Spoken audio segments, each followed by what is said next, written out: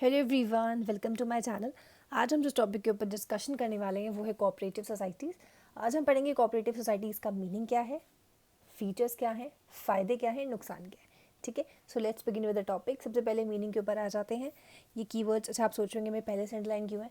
Video बना रहे थे, वीडियो कुछ ख़राब हो गया, बीच में पीछे से आवाज़ आ गई, घर का एक ग्लास ऊपर से नीचे गिर गया, तो उस वजह से मुझे वीडियो बैक करना पड़ा। तो अब सब ठीक है, let's begin with the topic. सबसे पहले आ जाता है डेफिनेशन के ऊपर। It is a voluntary association. सबसे पहले कीवर्ड क्या है, वॉलंटरी, मतलब कि बंदे अपने आप से आते हैं। वॉलंटरी, मर्जी से आते हैं। कौन आता है अपनी मर्जी से? पर्सन्स, जिसे कोऑपरेटिव सोसाइटी ज्वाइन करनी होती है। Who join together with a motive of welfare. सबसे बड़ा कीवर्ड ये है वेलफेयर, मतलब कि प्रॉफिट मोटिव नहीं है। हमने पार्टनरशिप पढ़ा था, there was profit motive. Joint stock company पढ़ेंगे, there was profit motive. Sole proprietorship में there was a profit motive. But in case of cooperative societies कोई प्रॉफिट नहीं, सिर्फ और सिर्फ भलाई वाला काम हो रहा है यहाँ पे। ठीक है, फॉर द वेलफेयर किसका? जिसने भी वॉलंटरी मेंबर बन गया उसकी भलाई के लिए।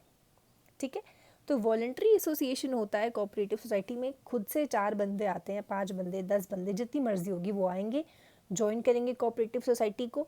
क्यों करेंगे? भलाई के लिए करेंगे। ठीक, they are driven by the need to protect the economic interests. इनका मेन मकसद होता है कि हमारे जितने भी मेंबर्स हैं उनके इकोनॉमिक इंटरेस्ट को प्रोटेक्ट करें। रजिस्ट्रेशन इज कंपलसरी, बहुत इंपॉर्टेंट पॉइंट है। पार्टनरशिप पे registration is optional, sole proprietorship पे registration is not required and joint stock company में registration is compulsory. The same case of cooperative society, आपका registration compulsory होता है किसके under? Under the cooperative societies act 1912। ठीक, तो cooperative society क्या है? कोऑपरेटिव, आपको नाम से लग रहा होगा लोगों का आपस में कोऑपरेशन, एक दूसरे की मदद करने वाली फीलिंग। ठीक है, इसमें लोग आते हैं, आपस में मिलते हैं, डिसाइड करते हैं हाँ ठीक है हम एक कोऑपरेटिव सोसाइटी बनाने वाले हैं। जिसे भी मेंबर बनना है वो आकर ज्वाइन कर सकता है for the sake of welfare. ठीक, अभी आपको आगे से और अच्छे से समझ में आएगा कि फीचर्स क्या हैं, मेरिट्स क्या हैं, डीमेरिट्स क्या हैं। सबसे पहले फीचर आ जाता है वॉलंटरी मेंबरशिप। वॉलंटरी मेंबरशिप से हम क्या समझते हैं? वॉलंटरी मेंबरशिप से हम ये समझते हैं कि भाई मर्जी है, थरली मीनिंग है यहाँ पर कि भाई वॉलंटरी है, पर्सन इज़ फ्री, उसको ज्वाइन करना है आराम से आकर ज्वाइन करे, नहीं ज्वाइन करना, आप छोड़ के जाना है तो आराम से छोड़ के चला जाए अपनी मर्ज़ी के हिसाब से, जब आपका मन करे। कोई भी कंपल्शन नहीं होता कि नहीं आओ ही आओ, नहीं तुम्हें आप छोड़ के तो नहीं जाने को मिलेगा, ऐसा कुछ भी नहीं है। जब मर्ज़ी है तब आना है। लेकिन अगर आप छोड़ के जा रहे हैं तो एटलीस्ट एक नोटिस दे दे। ठीक है, तो ये तो भाई लाजमी सी बात है, इतना तो कर ही सकते हैं ना। अगर छोड़कर जा रहे हैं तो एक नोटिस तो हम दे ही सकते हैं। तो ये है, membership is open to everyone, जिसे भी ज्वाइन करना है वो ज्वाइन कर सकता है। कोई भी ऐसा नहीं है कि सिर्फ गवर्नमेंट जॉब वाले ज्वाइन करेंगे या सिर्फ प्राइवेट जॉब वाले ज्वाइन करेंगे या सिर्फ 18 से 24 साल वाले ज्वाइन करेंगे। There is no compulsion, any one can join. दूसरा फीचर है लीगल स्टेटस। क्योंकि हमने ऊपर पढ़ा था it works under the cooperative societies act 1912, मतलब रजिस्ट्रेशन इज़ कंपलसरी। आपको गवर्नमेंट के एक्ट के तहत रजिस्ट्रेशन करवाना ज़रूरी है, इस वजह से एक लीगल स्टेटस मिल जाता है। ठीक है, इस वजह से एक सेपरेट आइडेंटिटी मिल जाती है सोसाइटी को। आपकी सोसाइटी को एक आइडेंटिटी मिल गई, आपने रजिस्ट्रेशन करवा दिया, उसे एक पहचान मिल गई, एक लीगल स्टेटस मिल गया। बस यही चीज़ है कि जब भी आपका किसी भी चीज़ में, अभी हम जॉइंट स्टॉक कंपनी पढ़ेंगे तो उसमें ये है कि अगर आपने अपनी किसी भी partnership, sorry not the partnership, अगर आपने जॉइंट स्टॉक कंपनी है या अगर आपकी कोऑपरेटिव सोसाइटी है, अगर आपने उसका रजिस्ट्रेशन करवा दिया तो आपने उसको एक नई पहचान दे दी। ठीक, अब कंपनी अलग है या कोऑपरेटिव सोसाइटी अलग है और उसके मेंबर्स अलग हैं। कैसे? अगर कोई भी कॉन्ट्रैक्ट हो रहा है तो जो कोऑपरेटिव सोसाइटी है उसका अपनी नाम की सील लगती है, स्टैंप लगता है। हमारे साइन या आपके साइन थोड़ी ना लगेंगे, ना मेंबर्स के साइन थोड़ी ना लगेंगे, कंपनी की सील लगती है, मतलब कंपनी ने साइन कर दिया। ठीक है, वो एक आर्टिफिशियल लीगल पर्सन है। रजिस्ट्रेशन के बाद वो एक इंसान बन जाता है, और इंसान इन द सेंस एक लीगल इंसान जिसका हमने रजिस्ट्रेशन करवा के उसको क्रिएट किया है। ठीक है, तो यही सेम चीज़ है कि आपकी कोऑपरेटिव सोसाइटी में भी, क्योंकि रजिस्ट्रेशन कंपलसरी है और रजिस्ट्रेशन होते ही आपकी जो कोऑपरेटिव सोसाइटी है वो एक आर्टिफिशियल लीगल पर्सन बन जाती है। वो अपने नाम पे कॉन्ट्रैक्ट कर सकती है। ठीक, किसी को सू करना है सू कर सकती है, सूट अगर कोई उसे करे तो वो सूट हो भी सकती है। सूट मतलब लीगल केस, कोई किसी के ऊपर केस करना है तो आपकी कंपनी करेगी ना कि हाँ ठीक है, company is going to file suit against X person, ठीक है, चाहे वो कोई भी कंपनी हो। अब कंपनी के ओनर का नाम थोड़ी ना आता है, आपने कभी न्यूज़ भी सुनी होगी कि फलानी कंपनी ने केस फाइल किया। तो व्हाट्सएप, सपोज जैसे कि एग्जांपल देते हैं, अभी व्हाट्सएप का कुछ इशू था तो व्हाट्सएप का नाम आया था, है ना, उसके ओनर का नाम नहीं आएगा कहीं पर भी, क्योंकि company is a legal person. Same is with the case of cooperative society. आपकी कोऑपरेटिव सोसाइटी अगर कोई भी कॉन्ट्रैक्ट करेगी तो कोऑपरेटिव सोसाइटी अपने नाम पे करेगी, किसी और के नाम पर नहीं करेगी। तीसरा फ़ायदा, सॉरी नॉट द फ़ायदा, तीसरा फीचर कि लाइबिलिटी कैसी होती है। लाइबिलिटी सबकी लिमिटेड होती है, ठीक, सारे के सारे मेंबर्स की लाइबिलिटी लिमिटेड है, जितना वो अमाउंट लगाएंगे कोऑपरेटिव सोसाइटी में बस उतना ही चुका पाने के लिए वो लायबल है, उससे ज़्यादा नहीं। उनके पर्सनल असेट्स कहीं भी उनसे लेकर नहीं लगाए जाएंगे। Fourth is control. कंट्रोल कैसे? क्योंकि कोऑपरेटिव सोसाइटी में क्या होता है, जो डिसीजन मेकिंग होती है ना, वो एक इलेक्टेड मैनेजिंग कमेटी बनती है। जैसे कि सपोज 20 लोगों ने डिसाइड किया कि हम एक कोऑपरेटिव सोसाइटी बनाने वाले हैं, ठीक, उस 20 में से 5 लोगों को वोट के थ्रू मैनेजिंग कमेटी का मेंबर बना दिया गया। अब वो 5 लोग हैं, वो 5 के 5 क्या करेंगे, वोट डिसीजंस लेंगे, जितने भी इंपॉर्टेंट डिसीजंस है वो सारे के सारे डिसीजंस लेंगे। प्लस डिसीजन कैसे होंगे, पहले तो वोटिंग होगी कि हाँ जितने भी बंदे हैं सबका आपस में सबकी राय ली जाएगी, सबसे वोट्स लिए जाएंगे, उसके बाद जाकर डिसीजंस वो 5 सुनाएंगे। तो ये एक तरीके का डेमोक्रेटिक होता है इन द नेचर में, ठीक है।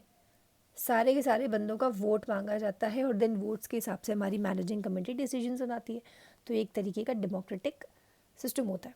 सर्विस मोटिव, क्योंकि सर्विस मोटिव इसलिए क्योंकि हमारा एक मेन मकसद ही यही है कोऑपरेटिव सोसाइटी को क्रिएट करने का, कि हम लोगों का, जितने हमारे मेंबर हैं उनका क्या कर सके, भला कर सके, वेलफेयर कर सकें, ठीक, किसी को किसी चीज़ की ज़रूरत है तो उसमें उसकी हेल्प कर सकें, ये सारी चीज़ें, ठीक।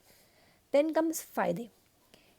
पहला मेरिट है इक्वालिटी इन वोटिंग स्टेटस। देखिए अभी हमने यहाँ पर पढ़ा था कि डेमोक्रेटिक है तो मतलब सारे बंदों को वोट करने का इक्वल चांस मिलता है, there is one man one vote. तो हर एक बंदे के पास अपना खुद का राइट है बोलने का, अपने खुद का वोट है, वो वोट दे सकता है। देयर इज़ नो पार्शियलिटी कि नहीं तुम्हारा हम ज़्यादा इंपॉर्टेंट देंगे, तुम्हारा फेवरेटिज्म हम करेंगे, ऐसा कुछ नहीं है। Every one person has a one vote, इसका मतलब है there is equality in voting status. Second फ़ायदा इज़ लिमिटेड लाइबिलिटी। क्योंकि लाइबिलिटी यहाँ पर लिमिटेड थी तो यहाँ पर भी लिमिटेड फ़ायदा ये में आ गई कि भाई अगर हमने 50,000 रुपये लगाए तो हम 50,000 रुपये तक के लिए ही लाइबल हैं, उससे ज़्यादा के लिए लाइबल नहीं है। हमारी पर्सनल चीज़ों कोई नहीं ले जाएगा कि नहीं नहीं तुम्हारा तो घर भी बिकेगा, नो, पर्सनल एसेट्स कहाँ पर आपकी लगती है, अगर आपकी लाइबिलिटी अनलिमिटेड हो। Then comes stable existence. Stable existence क्यों? क्योंकि हमने पढ़ा था कि पहली बात तो उसका रजिस्ट्रेशन होता है, ठीक, रजिस्ट्रेशन जब हो गया आप एक्ट के थ्रू, एक्ट के तहत आप क्रिएट हो गए, तो अब आपके जितने मेंबर्स हैं उनकी डेथ हो जाए, बैंकरप्ट हो जाए, इनसेन हो जाए, ल्यूनेसी हो जाए, आपकी कोऑपरेटिव सोसाइटी बंद नहीं होगी, वो चलती रहेगी, क्योंकि उसको एक लीगल एग्जिस्टेंस दिया है हमारे इस एक्ट ने, ठीक। तो उसकी अपनी जो आइडेंटिटी है वो ख़त्म नहीं होगी। इन केस ऑफ सोल प्रोप्राइटरशिप हमने क्या पढ़ा था कि अगर सोल प्रोप्राइटर मर जाता है तो उसका बिजनेस भी बंद हो जाएगा। पार्टनरशिप में हमने क्या पढ़ा था, अगर पार्टनर्स में से कोई 2-4 मर जाते हैं या एक मर जाता है तो उस पार्टनरशिप अपने आप से ख़त्म हो जाएगी। अगर वो खुद से दोबारा क्रिएट करना चाहें तो कर सकते हैं, ये ऑप्शन होता है। इकोनॉमी इन ऑपरेशंस, फ़ायदे हमारे ऑपरेशन में रहते हैं। कैसे इकोनॉमी में फ़ायदे रहते हैं? क्योंकि देखिए होता क्या है कि जो मेजर जो डिसीजंस होते हैं वो हमारे मैनेजिंग वाले ले लेते हैं, ठीक। तो इससे बाकी बंदे जो हैं उनका काम थोड़ा सा कम हो जाता है, उनको सिर्फ वोट करने से मतलब होती है, ठीक। इससे क्या होता है, आपस में एक दूसरे की भलाई के लिए जो वो काम कर रहे हैं तो उनका मेन मकसद है कि सिर्फ वोट देना। अब जब वोट देना ही सिर्फ एक काम है, इसके अलावा वो क्या कर सकते हैं, बाकी सारे काम को हैंडल कर सकते हैं। जैसे कि अगर कोई मिडलमैन बन गया, या कोई किसी ने किसी दूसरे की हेल्प कर दी, या किसी ने किसी अपनी ही किसी मेंबर के लिए कुछ और कर दिया, तो इससे क्या होता है कि आपके ऑपरेशंस जो हैं वो बहुत ही इकोनॉमिकल हो जाते हैं, महंगे नहीं पड़ते। वरना फिर हम अगर कोऑपरेटिव सोसाइटी के कामों में ही लगे रह जाएंगे तो हमारी चीज़ों को कौन करेगा, फिर उसके लिए बाहर के लोगों को लगवाना पड़ेगा तो उन्हें सैलरी देनी पड़ेगी। तो इसमें क्या होता है, जितने मेंबर्स हैं एक दूसरे की ही हेल्प करते रहते हैं, क्योंकि मेन काम तो उनका वोट देना है, वोट दे दिया बस, अब एक दूसरे की हेल्प करो, एक दूसरे के लिए काम करो, ठीक। बाकी डिसीजन लेने वाले कौन है, मैनेजिंग कमेटी, लास्ट फ़ायदा is support from the government, क्योंकि गवर्नमेंट के अंडर ये रजिस्टर हैं तो गवर्नमेंट के हिसाब से आप एक वेलफेयर का काम कर रहे हो तो गवर्नमेंट आपको सपोर्ट करती है।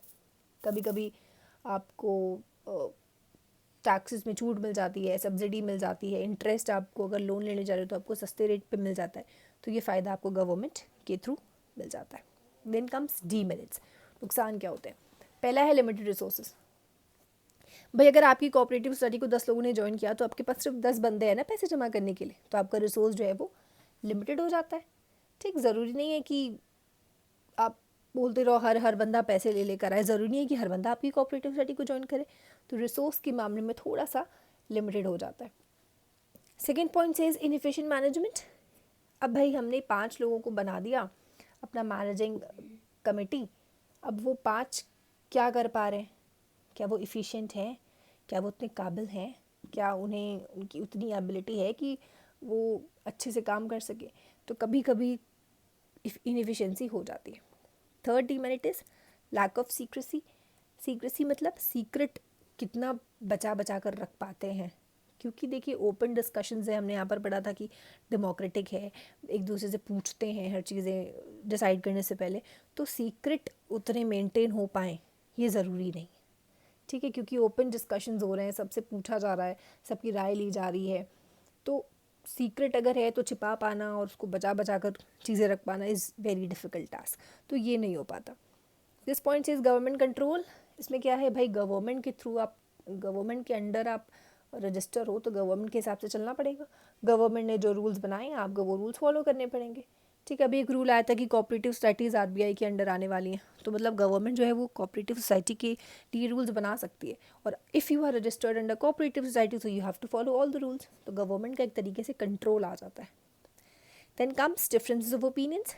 ये तो ऑब्वियस ही बात है कि भाई अगर 10-15 लोग हैं किसी कोऑपरेटिव सोसाइटी में तो आपस में कॉन्फ्लिक्ट होना, कि कोई बोल रहा नहीं ऐसा होना चाहिए, दूसरा बोल रहा नहीं मेरे हिसाब से ऐसा होना चाहिए, तो आपस में लड़ पड़े, तो देर आर चांसेस कि आप आपस में लड़ लोगे, है ना, क्योंकि आपके ओपिनियंस अलग है। वो बोल रहा नहीं एक्स अच्छा है, वो बोल रहा नहीं वाई अच्छा है, तो बोले एक्स क्यों अच्छा है प्रूव करो, वो बोल रहा है वाई क्यों अच्छा है तुम प्रूव करो, लड़ाई हो गई। तो ओपिनियंस में जहाँ पर भी डिफरेंसेस आएंगे, कॉन्फ्लिक्ट होने के चांसेस उतने ज़्यादा हमारे बढ़ेंगे। ठीक, तो ये एक तरीके का नुकसान हो गया। So in this video it was all about, हमने ख़त्म कर लिया अपना फीचर मेरिट्स डीमेरिट्स। 5 से ज़्यादा नहीं आते, पढ़ने की ज़रूरत नहीं है। तो आई होप आप सबको समझ में आ गया होगा अबाउट कोऑपरेटिव सोसाइटीज़ का मीनिंग, सारी चीज़ें समझ में आ गई होंगी। For any query, for any suggestion, kindly use the pin box. Thank you all so much for watching the video. Take care, stay at your home, stay safe and may God bless you.